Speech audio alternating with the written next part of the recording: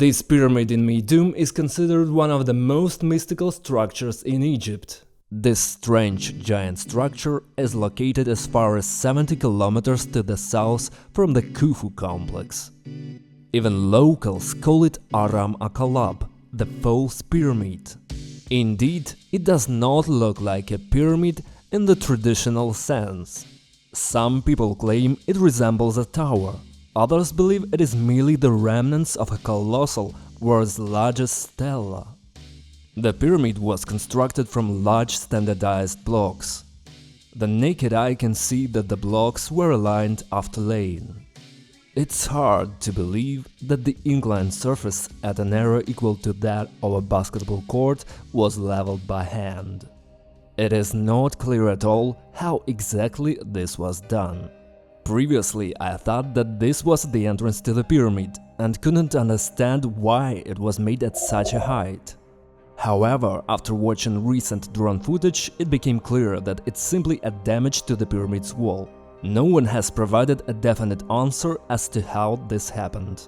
Some say it was made by treasure hunters, others blame an earthquake, while some believe the part simply fell off on its own. Archaeologists from USA and France conducted a series of researches. Using photogrammetry, they discovered that Medum is actually two pyramids in one. Initially, someone built an 8-step pyramid, and it is this almost intact structure that we see in Medum today. The exact construction period is unknown, but it is certainly predates 2000 BCE. And later, most likely another ruler tried to make a pyramid of classical form out of it, covering the stepped pyramid with thousands of new blocks from the outside.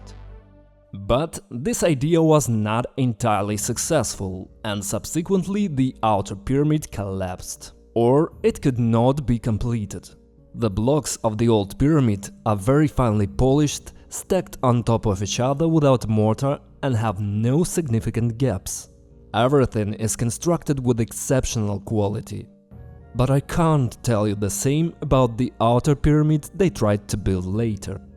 And you can find this trend everywhere in Egypt. What dates back to an older era looks much better and has survived to this day with minor damage.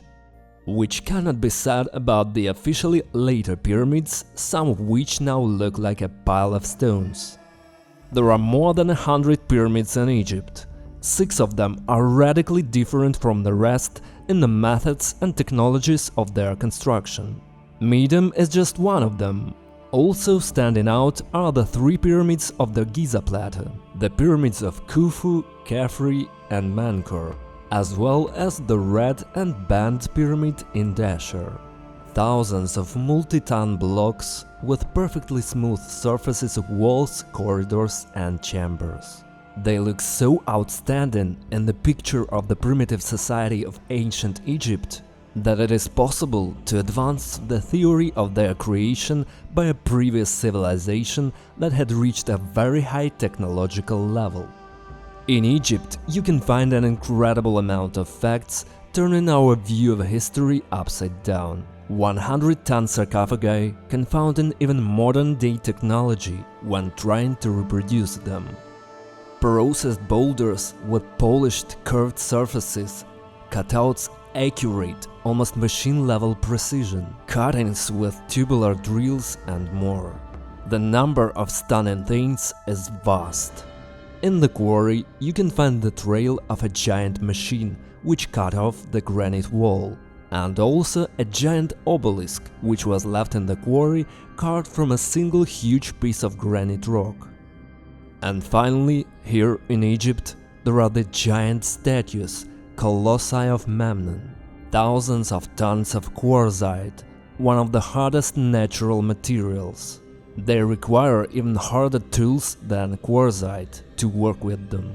The most powerful modern mobile crane can lift a maximum of 1,200 tons. This work is the envy of any modern sculptor. But mysterious megalithic structures are found not only in Egypt, but also in neighboring Israel. For example, the fortress of Nimrud. Under its walls you can find ruins of huge blocks coming in at almost 40 tons. A section of a spiral staircase carved from a single block, 8-meter-high ceilings. It is called the Fortress of Nimrod, who according to ancient legends was a giant and a builder of a fortress. It is not difficult to guess that the second place we will name is the Temple Mount in Jerusalem. The total brick volume of the Temple Mount corresponds to the volume of an average Egyptian pyramid. In the archaeological park, the wall around the Temple Mount consists of huge blocks with very high level of stone processing. Here you can find a block of 600 tons and a length of 12 meters, which was lifted up by layers of medium-sized blocks. The tunnel of the western wall, where excavations are still taking place, also deserves attention. Archaeologists have already descended several floors down, and the end of the masonry is still not visible. 40 meters down, 18 layers underground, and this megalith is still not alone here. No sane person now would think it possible to do without the help of heavy equipment. The stone processing style, size of the blocks, the general appearance of the masonry, the holes are almost identical with indicators in Baalbek, perhaps even built by the same architects. And I will soon release a separate video about Baalbek, so subscribe if you are interested in ancient structures and share your thoughts in the comments. See you next Friday.